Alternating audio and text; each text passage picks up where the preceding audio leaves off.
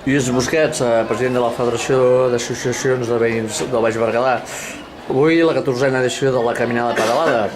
En aquesta hora, que ja han passat forces participants, quina valoració es fa des de la Federació? Bé, doncs fem una valoració molt positiva perquè hi ha hagut pràcticament els mateixos participants de l'any passat. Potser aquest any hi havia més bicicletes.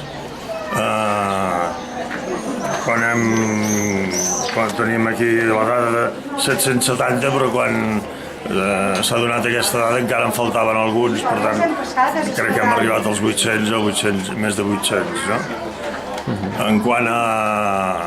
hem anat preguntant també a la gent si els havia agradat o si l'organització hi havia alguna deficiència, i encara que ens n'han dit alguna i s'agraeix, doncs en general han dit que estava molt ben organitzada, que estava ben senyalitzada també, que el camí era molt bonic, i per tant entenem que la gent que hi ha participat està contenta de com ha anat.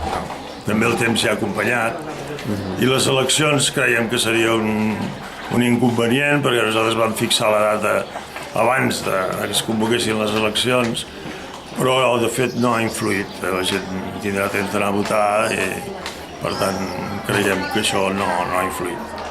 I per tant hi haurà properes edicions? Sí, esperem que sí, perquè sempre ha anat bé i la gent que ho fa, que és gent de la comarca majoritàriament i del Bages també, en fi, aquests hi participen.